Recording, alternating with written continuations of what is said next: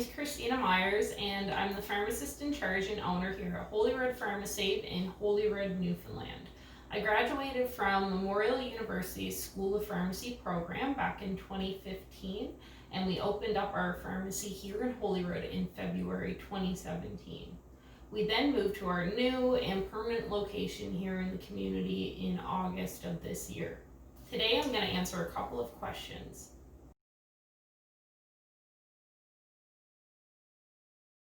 So, one of the most important skills I feel in opening your own pharmacy or any business would be decision making skills. Oftentimes, here at the pharmacy, we are tasked with making decisions quickly. Oftentimes, we don't have all the information available to us, but we have to make rapid decisions based on what we think will be the best outcome for our practice. It might not sound like a skill, but another skill that I feel is an asset is patience. So when you're opening up your own business, you're not going to get a ton of patients right away. It can take years to build up your practice, and as such, it can take several years for you to actually make a profit from your business. It's good to go into this with realistic goals and know that there is going to be a wait before these goals feel like they're starting to pay off. The third skill that I feel that you should have when opening up a pharmacy or a new business is adaptability. Oftentimes, we'll get tasked with issues that fall well outside of the pharmacy realm, whether it be with construction or accounting. And these are things that I wasn't taught when I was going through pharmacy school. So I had to learn these new areas and adapt very quickly. You'll never become an expert in these areas, but it is important to be able to learn new skills and be open to learning about areas that you didn't anticipate when opening a pharmacy business.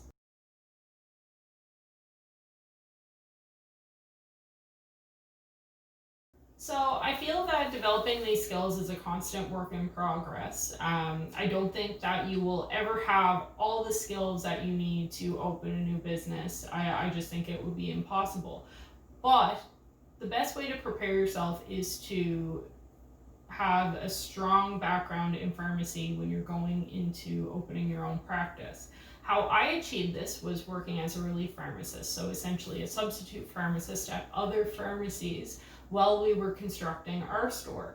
I filled in at many different banners and corporations, so a lot of common ones that you hear of, such as Shoppers, Dominion or Loblaws, Pharma Choices, pretty much you name it, and I worked a couple of shifts there. Doing this enabled me to see many different practices across many regions across the island. This enabled me to learn what works and what didn't work, what I really liked about some practices and what I didn't like. It also helped me to identify staffing issues, and through working in many different pharmacies, I was able to see differing levels of business. So what I mean by that is different volumes of prescriptions and appropriate staffing levels that I felt were adequate for those levels. I really feel that doing this for a couple of years is essential to anyone who wants to open up their business. I don't feel that my years as a student prepared me for the world that we were going to enter in opening up our own business. I really feel that doing the work as a pharmacist was crucial in developing what did and currently works for me at my pharmacy.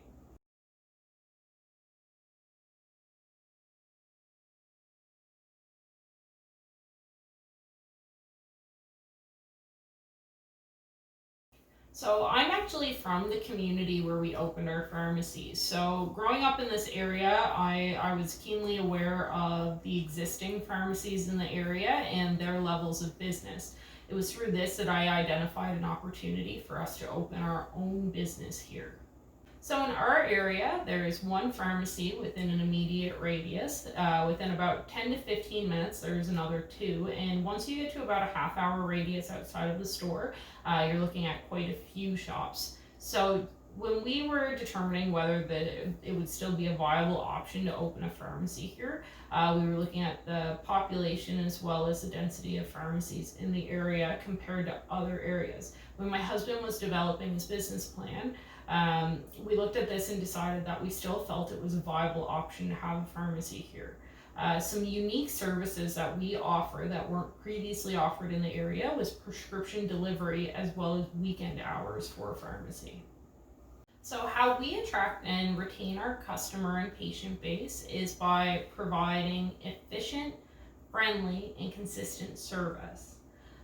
We're actually from the community ourselves, so of course we value our relationships with our patient base. You know, we know a lot of people when they come through the door. We already know your name. We already know what we're getting ready for you. And these close relationships, I feel, is what has given us the strongest traction in developing our new practice in the area.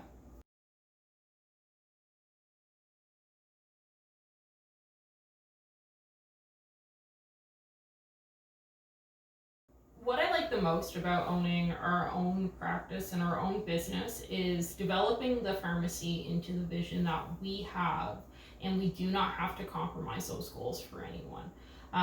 With us in particular, we value again friendly and consistent service. We're not a store that focuses heavily on cosmetic sales or anything like that, and we have no outside pressure to do this, even being under a pharmacy banner. What I like less is all the things that come along with no longer having a boss. So we struggle a lot to find staff for vacation time because, of course, we're a small pharmacy. So when I need time off, we're getting a fill-in pharmacist. We're not actually getting another staff member to take over for me. So that can be quite challenging. Keeping and retaining staff can be quite challenging. There's a lot of turnover within retail pharmacy. You know, it can be a very tough job. It can have a demanding schedule. So keeping and retaining staff can be quite difficult, specifically in our area because, of course, we are very rural. So it can be very challenging at times to find someone who's really looking to stay here for a long time.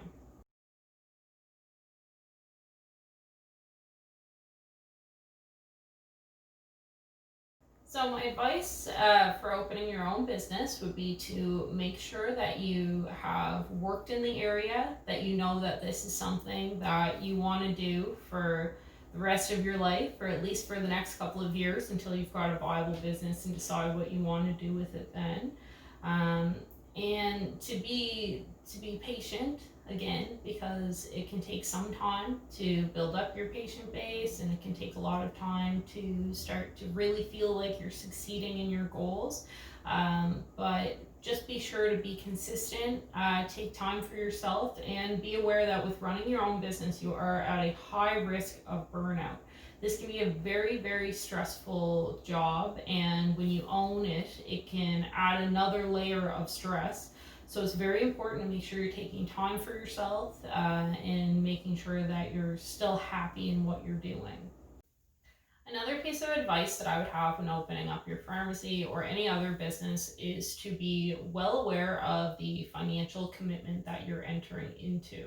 So, particularly with a pharmacy, given a pharmacist salary as well as other staffing salaries, you're looking at a fairly high startup cost as well as a high operating cost. You also need to have your drug inventory, your front store inventory, in addition to all the other fixtures that you have when opening a new business. So some of these costs can be quite high. Even with our small pharmacy, when we were opening our business, it was very difficult for us to come up with the financials, just given that I was very recently out of school and we were trying to do this relatively quickly. This was very stressful. And where I didn't have a business background, this was something where it was just a complete shock to me that basically about the amount of money that we were putting up as well as the timeline to actually getting a return on these funds. So it's very, very useful to have financial knowledge and financial awareness when going into this. So, in an ideal situation financially, you would be putting up your own capital as opposed to using an investor. The reason for this is using investors can often hamper your own profitability, sometimes very long term. We actually approached a couple of investors when we were looking at this project, and some of the potential partners that we were looking into, we wouldn't be seeing a profit from this project for years and years to come. So we were very lucky in that we ended up with an investor with an ideal situation for the both of us. Be very wary of some of the people that are getting involved in your project if you don't know them. It's always a very good idea to have a lawyer looking into some of these contracts that you might enter into. And this goes for investors as well as some of the pharmacy banners. So there are some banners that will get more embedded into your practice than others. So it's a very good idea to read the fine print when looking at opening up your own practice.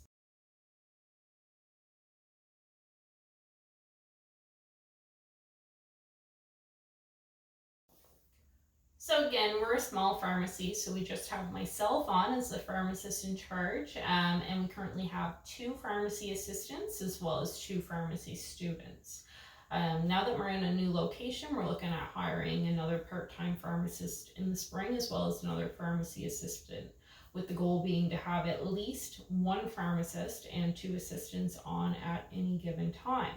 When we're hiring, we're looking for self-motivated individuals who value deep customer relationships.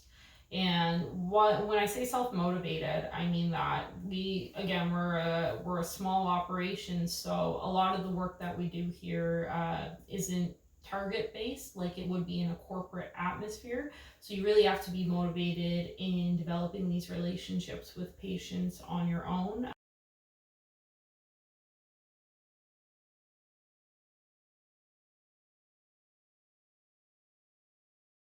So in our particular area, I'm not as threatened by online pharmacy as I feel that you would be in more of an urban center. So again, we're in a rural community in Newfoundland. Most of the street addresses here don't exist on Google Maps. Most people have PO boxes. Our pharmacy isn't even on Google Maps yet because the road doesn't exist yet. So over the next couple of years, I don't feel that delivery services are going to improve here to the extent where online prescriptions will be a threat, particularly in this area. That combined with the age of our patient base just gives us the confidence that it's not going to be a huge threat to us. However, if we were in an urban center, I do feel that it would be a threat at the dispensary level. I think that for us, as well as any other pharmacies, a shift to focusing on cognitive services is ultimately going to be how we overcome the threat of online pharmacies. They can take dispensary services away and make it cheaper and mail it to you. But I don't feel that they can create the same relationships behind a computer screen that we develop with our patient base. So with pharmacy, there's always opportunities to expand your business. For us in particular, so of course the NAPRA compounding guidelines have come out and they've really sussed out what compounding is in the pharmacy. So at our level, of course, we again, being in a rural area, people here don't have access to a lot of compounds that they would in compounding pharmacies in urban centers. So our pharmacy is trying to get more involved in compounding. So over the next couple of years, this is what we anticipate focusing on. And I think that there's always going to be new opportunities to expand. That's especially what COVID's shown us, that there's a role for pharmacists in injections, pharmacist prescribing, and all the expanded scope services as well. And I really do think that this is where the practice is going to be heading.